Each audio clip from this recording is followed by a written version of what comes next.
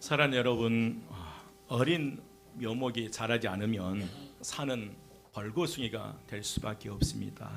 교회도 마찬가지입니다. 다음 세대들이 교회를 떠난다면 우리 교회의 앞날을 우리는 보장할 수 없겠지요. 그런데 다음 세대가 교회에 머무르지 않고 급감하는 데는 여러 가지 원인들이 있습니다.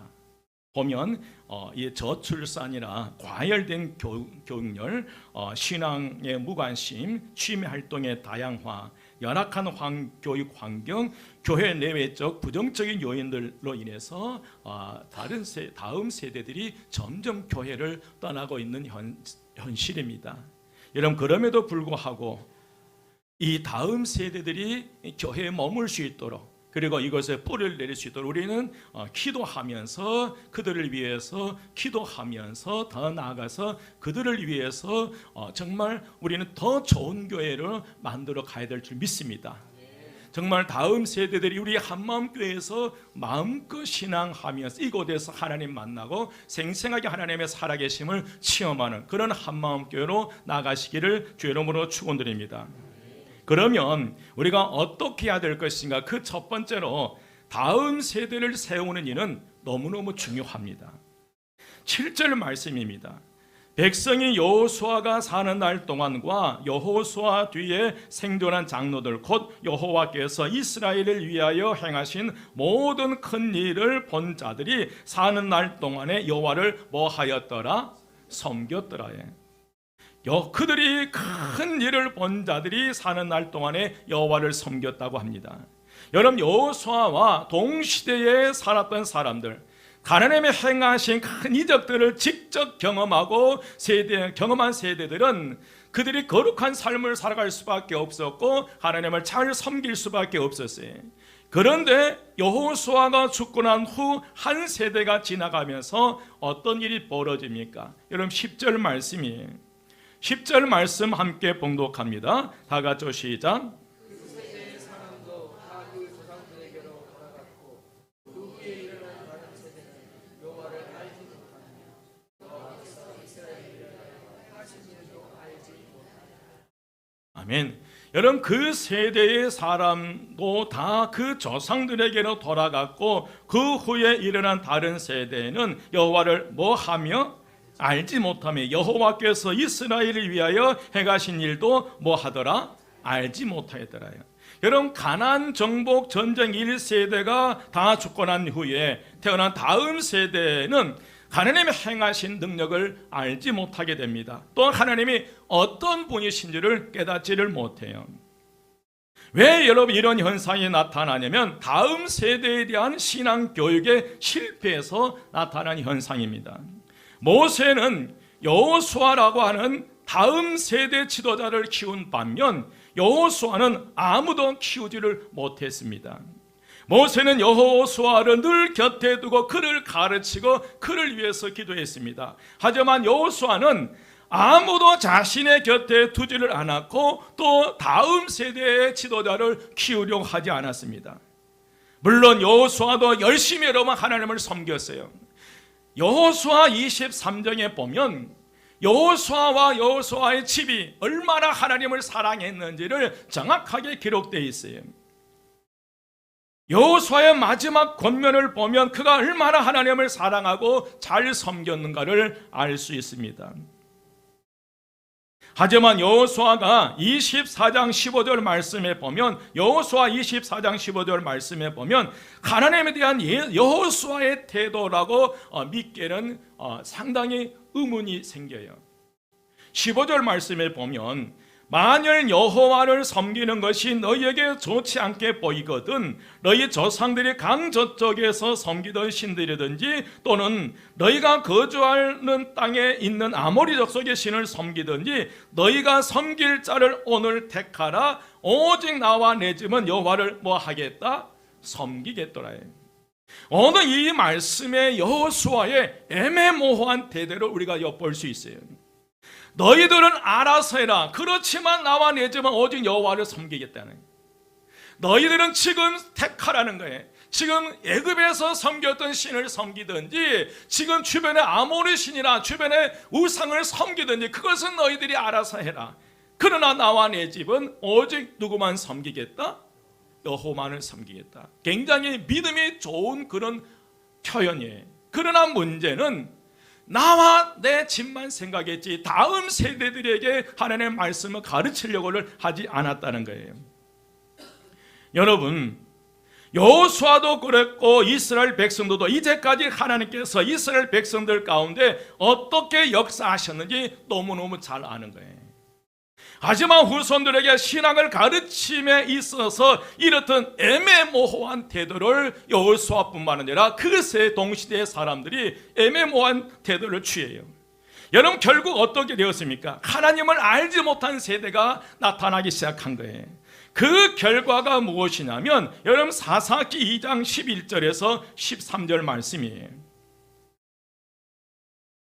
이스라엘 자손이 여호와의 목전에 악을 행하여 바알들을 섬기며 애굽 땅에서 그들을 인도하여 내신 그들의 조상들의 하나님 여호와를 뭐하고?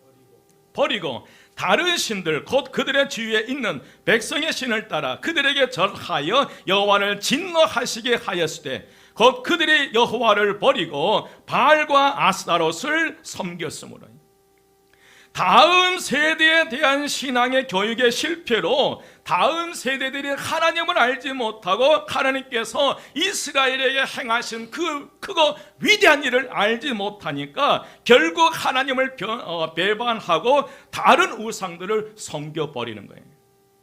그렇게 여호수아와 그 동시대 사람들은 생생하게 하나님의 역사를 눈으로 보았고 결코 그들은 하나님을 떠날 수 없는 오직 거룩한 믿음의 삶을 살았지만 그러나 다음 세대에 대한 신앙의 유산을 전수하지 못함으로 인해서 그 다음 세대에 나타나는 현상은 그들은 하나님을 알지 못했고 하나님의 위대한 일을 알지 못했기에 그들은 우상을 섬겼고 바알과 아스타를 섬겼고 세상의 방법대로 살아가 버리는 그 결과 여러분 어떤 현상이 나타나게 되냐면 사사기 2장 14, 15절이에요. 여호와께서 이스라엘에게 진노하사 노략하는 자의 손에 넘겨주사 그들이 노략을 당하게 하시며 또 주위에 있는 모든 대적의 손에 팔아 넘기심에 그들이 다시는 대적을 당하지 못하였으며 그들이 어디로 가든지 여호와의 손이 그들에게 뭘 내리시니? 재앙을 내리시니 곧 여호와께서 말씀하신 것과 같고 여호와께서 그들에게 맹세하신 것과 같아서 그들의 괴로움이 뭐하였더라? 심하였더라요. 하나님을 알지 못했고 하나님께서 행하신 일도 알지 못했던 그들은 재앙을 경험하게 되고 사방의 대적들로 인하여 극심한 고통을 당하는 삶을 살아가야 했다는 거예요. 이런 참담한 비극은 당대에만 끝나지 않고 무려 340년 이상 반복적으로 이게 나타나게 된 거예요. 그래서 사사기를 보면 계속 그들은 그 주변 국가들에게 침략을 당해서 고통 속에 살아가는 그 내용들을 사사기를 보면 알 수 있어요. 여러분, 신앙심을 심어주는 것은 선택사항이 아니라 필수사항이라는 것을 우리는 알아야 합니다. 받아들이면 심어주고 그렇지 않으면 하지 않는 것이 아니라는 거예요. 여러분, 신앙은 반드시 우리 다음 세대들에게 심어줘야 합니다. 나중에 때가 되면 믿겠지 않은 생각 정도는 안 돼요. 믿음의 부모는 자녀를 대할 때 오늘 아니면 더 이상 자녀에게 신앙을 심어줄 수 없다는 이 다부진 결단의 마음을 가져야 우리 살아가는 자녀들에게 다음 세대들에게 그 신앙심을 심어줄 수 있는 거예요. 자녀를 신앙으로 양육함에 있어서 너무 낙관적으로 생각해서는 안 됩니다. 하나님께서 쓰시고자 하면 언젠가는 들어 쓰시겠지. 맞아요. 물론 하나님께서 쓰시려고 한다면 언제든지 그를 택해서 쓰실 것입니다. 그러나 그것은 어디까지나 하나님께서 하실 일이고 오늘 저와 여러분이 해야 할 일이 있다는 거예요. 우리는 다음 세대들에게 신앙의 씨앗을 심어놓은 것을 결코 양보해서는 안 된다는 거예요. 여러분, 이것을 포기하지 말고 반드시 그 신앙의 유산, 신앙의 씨앗을 심어가시기를 주의 이름으로 축원드립니다. 이 시대에 진정으로 개인을 살리고 민족을 살리는 교육은 신앙교육의 회복부로부터 시작됩니다. 여러분, 세상의 교육에 희망이 있습니까? 여러분 학교 교육에 희망이 있습니까? 점점 더 배우면 배울수록 이상하게 사람들이 점점 더 좋아져야 되는데 배우면 배울수록 점점 더 교활해지고 악해지는 걸 봐요. 지금의 현실을 보면 이 나라가 지금 미래가 불확실한 거예요. 앞이 보이지 않는 거예요. 그래서 이 시대의 희망은, 다음 세대의 희망은 여러분 교회밖에 없어요. 여러분 신앙교육 포기하지 마십시오. 아무리 자녀들이 얼굴을 찌푸리더라도 결코 포기해서는 안 된다는 거예요. 왜냐하면 그 자녀들의 미래가 달려있기 때문에 그래요. 그래서 우리는 다음 세대를 위해서 반드시 신앙교육을 회복해야 됩니다. 두 번째로 다음 세대를 위해서 신앙의 유산을 물려줘야 합니다. 오늘 7절 말씀입니다. 백성이 여호수아가 사는 날 동안과 여호수아 뒤에 생존한 장로들 곧 여호와께서 이스라엘을 위하여 행하신 모든 큰 일을 본 자들이 사는 날 동안에 여호와를 뭐 하였더라? 섬겼더라. 여호수아가 사는 날 동안과 여호수아 뒤에 생존한 장로들 곧 여호와께서 이스라엘을 위해서 행하신 모든 큰 일을 본 사람들은 그들이 사는 날 동안에 여호와를 온전히 섬기며 거룩한 믿음의 삶을 살아갔다는 거예요. 그러면 여러분 여호와께서 행하신 큰 일이란 어떤 일을 말하십니까? 오늘 이스라엘 백성들에게 있어서 여호와께서 행하신 큰 일이란 매일매일 여리고 성을 돌다가 제7일째 되는 날 7바퀴를 돌고서 일제 이스라엘 백성들이 함성을 지를 때 그 여리고 성이 무너지는 거예요. 이 광경들을 이스라엘 백성들은 그걸 그들의 눈으로 보고 체험한 거예요. 결코 무너지지 않을 초롱성 여리고 성이 하나님 은혜로 그들이 함성을 지를 때에 그 여리고 성이 그들의 본 앞에서 무너지는 거예요. 이런 하나님의 역사가 오늘 저와 여러분과 우리 교회에 나타나시기를 주의 이름으로 축원드립니다. 여러분 또 요단강이 그들 앞에 갈라지는 체험을 하게 되고요. 아이성을 점령하면서 7년 동안 가나안 땅에서 전쟁하는데 한 번도 피하지를 못해요. 아이성 때 교만했다 한 번 피하고요.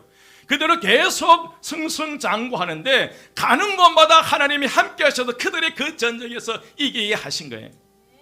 이것을 두 눈으로 똑똑히 보고 직접 몸으로 체험했던 여호수아와 그 동시대 사람들은 결코 하나님을 떠날 수 없다는 거예요. 결코 하나님을 부인할 수 없고 그들은 그들이 살아있는 동안 여호와를 섬기는 역사가 일어난 줄 믿습니다. 이처럼 하나님께서 행하신 그 일을 본 사람은 결코 흔들리지 않고 여호와를 온전히 섬겼어요. 그러나 다음 세대들은 여호와 하나님을 알지 못하는 비극이 발생하게 되는 거예요. 그들에게 이 좋은 신앙의 유산을 다음 세대에 물려주지 않으니까 어떤 일이 발생되냐면 바로 비극이 발생해요. 자녀 교육의 실패로부터 그 비극이 시작되는데 여러분 가나안 세대는 부모 세대보다 훨씬 더 좋은 환경에 살았어요. 부모 세대는 무려 40년 동안 광야의 길을 걸었어요. 그리고 7년 동안 전쟁을 하면서 약속의 땅 가나안 땅을 자녀들에게 물려준 거예요. 그런데 후손들의 삶은 하나님을 잊어버린 패역한 삶을 살았다는 거예요. 쉽게 말하면 이거예요. 정말 광야 40년을 지나서 그리고 7년 동안 그 가나안 땅을 정복하기 위해서 죽음을 각오하고 몸부림치면서 그 가나안 땅을 정복하고 가장 좋은 땅을 후손들에게 물려준 거예요. 그 땅을 차지하기 위해서 그 부모 세대들이 얼마나 힘들었겠어요. 여러분 우리 부모 세대들이 일본의 침략에 의해서 6.25를 거쳐오면서 얼마나 여러분 힘든 삶을 살아왔어요. 그런 힘들과 그런 노력 뒤에 가장 좋은 조건에 지금의 현실의 그 축복의 그 현실을 물려주었는데 오히려 그것이 독이 되어버렸다는 거예요. 가나안 땅 가장 좋은 조건으로 가나안 땅을 그들에게 물려줬는데 땅은 줬고 가장 좋은 조건은 줬는데 그들에게 진짜 중요한 거 뭘 전수하지 않은 거예요? 신앙을 전수하지 않는 거예요. 여러분 그 후손들의 삶은 하나님을 잃어버린 배역한 시대가 되었고요. 여호수아가 죽고 한 세대가 지나가자 하나님은 알지 못한 일이 발생한 거예요. 여러분 왜 이런 사다시대의 비극이 일어났을까? 한마디로 말하면 신앙교육이에요. 가장 좋은 세상의 물질은 물려줬고 땅은 줬는데 진짜 중요한 신앙의 유산을 전수하지 않았다는 거예요. 부모들이 그 엄청난 은혜와 축복을 가지고 있음에도 불구하고 여리고성이 무너지고 요단강에 갈라지며 7년 동안의 전쟁에서 승리했던 그 하나님의 은혜를 생생히 보고 체험했던 그 엄청난 은혜와 축복을 독식하고 자녀들에게 보여주지 않았다는 거예요. 전수하지 않았다. 이게 실패의 원인이에요. 그래서 여러분, 우리들이 아무리 좋은 환경과 좋은 조건을 자녀들에게 물려주어도 신앙의 유산을 전수하지 못하면 그것은 모래 위에 세운 집과 같은 거예요. 사사기 21장 25절에 보면 사사기의 결론 부분이에요. 어떻게 쓰여있냐면 그때에 이스라엘에 왕이 없으므로 사람이 각기 자기의 소견에 옳은 대로 행하였더라. 그 좋은 신앙의 유산을 전수받지 못하자 다음 세대들은 자기 소견에 옳은 대로 살아가 버린 거예요. 부모 말도 듣지 않아요. 그러다 보니 여호와를 버리고 바알과 아스타로스의 우상을 섬김으로 하나님을 진노케 했다는 거예요. 결국 그들에게 임하는 것은 하나님의 은혜와 축복이 아니라 재앙이었다는 거예요. 우리는 다시 한번 다짐하고 결단해야 된다는 거예요, 여러분. 우리가 결코 신앙을 포기해서는 안 되는 이유가 여기가 있다는 거예요. 여기에 있다는 거예요. 여러분, 다음 세대들이 하나님을 모르기 때문에, 하나님의 그 엄청난 능력, 은혜와 축복을 모르기 때문에 자기 소견대로 살아가다 보니까 바알 앞에 엎드리게 되고 아스타로 신에 엎드리게 되고 무당 찾아가게 되고 점쟁이를 찾아가게 되고 세상에 이 사람 저 사람 찾아다니는 거예요. 이게 신앙의 유산이 없으니까 자기 소견대로 살아가니까 그럴 수밖에 없고, 그러다 보니까 부모 말도 안 듣는 거예요. 안 듣는 거예요.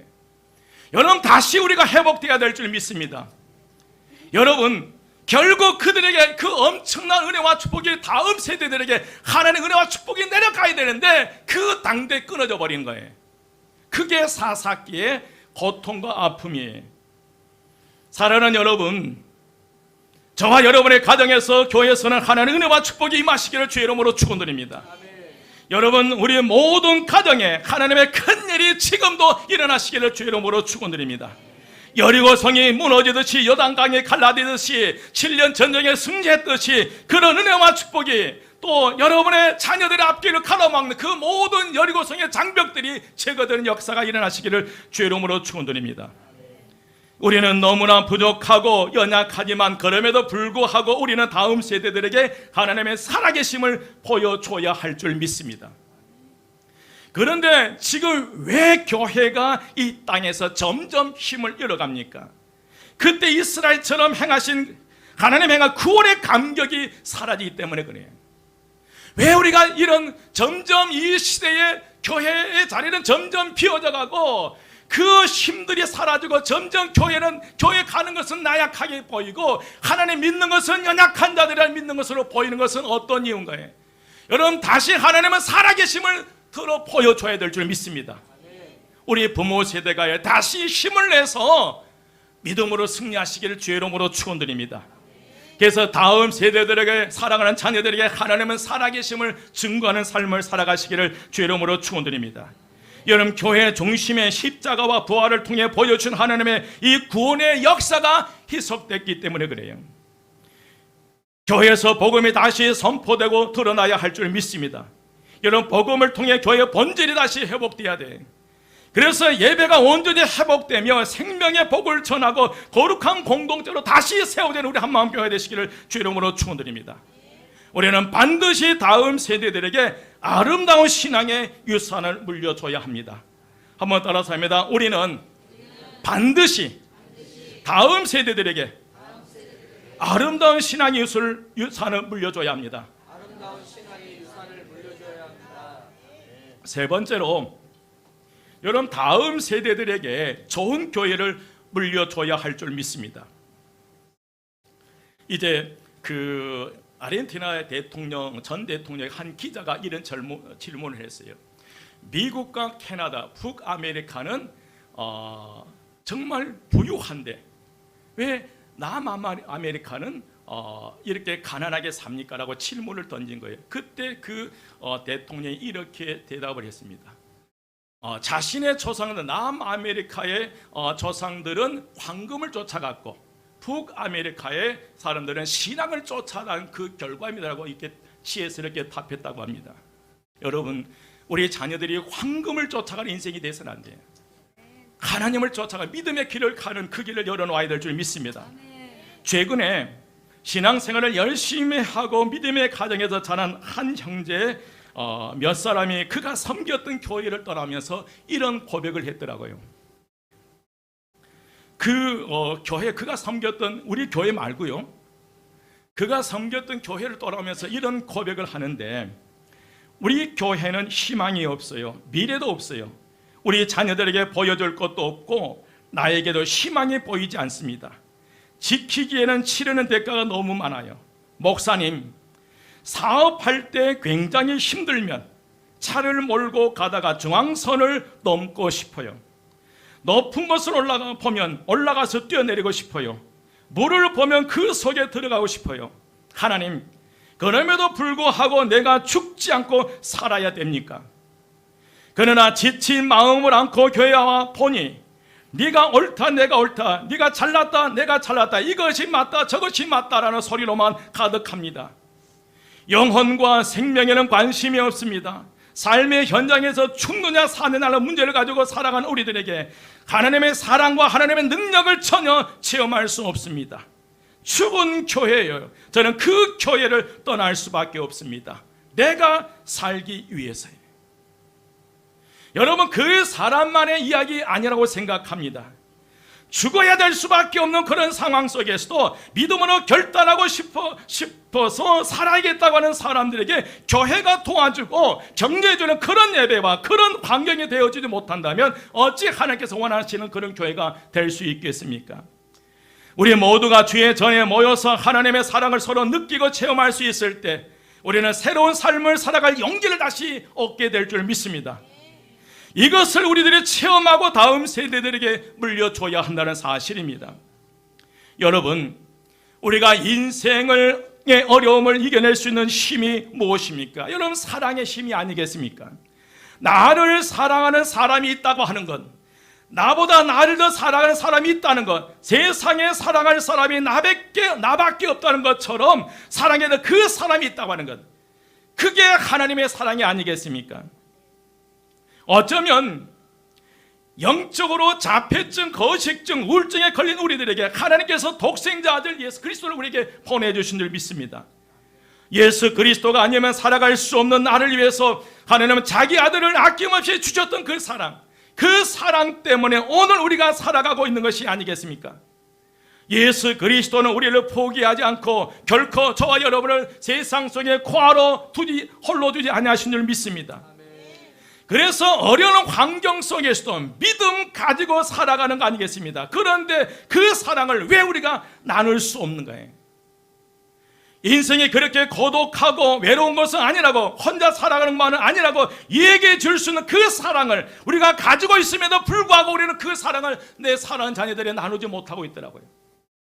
죽을 수밖에 없고 멸망받을 수밖에 없는 그런 저와 여러분을 나를 살리게 십자가에 죽으신 그 예수 그리스도의 엄청난 사랑을 우리는 가슴에 품고 있으면서 그 사랑을 살아간 이들에게 주지 못하고 있다는 거예요. 여러분, 우리 자신과 우리 교회가 지금 어떤 상황인지를 우리가 정말 다시 한번 우리가 고민하고 다시 한번 결단하고 다짐하는 그런 역사가 일어나시기를 주의 이름으로 축원드립니다. 서로가 격려하고 어려움 가운데서 용기를 내라고 당신이 살아야 될 이유가 바로 여기에 있다고 주님은 말씀하시는데, 그렇게 서로 사랑으로 묶어주고 다듬어주고 안아주고 품어줄 수 있는 그 교회 공동체가 있다면 얼마나 감사하겠습니까? 여러분, 우리 그 교회가 우리 한마음교회가 되시기를 주의 이름으로 축원드립니다. 여러분, 저는 우리 교회가 이런 교회가 됐으면 좋겠어요. 죽을 생각을 했다가도 교회만 나오면 예배를 통해서 하나님의 살아계심과 찬양을 통해서 하나님께서 내 영혼을 위로하심을 느끼고 만나는 그런 교회. 세상 속에 일주간 한 주간 동안 정말 힘겹게 죽을 수밖에 없는 그런 상황 속에서도 이 성전에 올라와 반가운 얼굴만 봐도 그냥 희망이 솟아난, 그래서 안 보면 보고 싶고 보면 또 보고 싶고요. 여러분, 길거리에서 우연하게 우리 집사님이 보이는 거예요. 우리 장로님이 보이는 거예요. 우리 권사님이 보이는 거예요.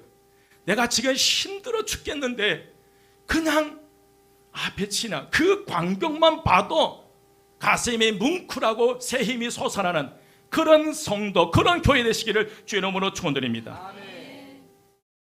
여러분, 바로 옆에 사람을 통해서요, 속한 구역이나 신도별 공동체를 통해서 정말 하나님의 사랑을 느낄 때 우리는 인생의 의미를 느낄 수 있으리라 믿습니다. 외롭지 않을 거예요. 여러분, 외롭게 두지 마십시오. 옆에 분에게 나 외로울 때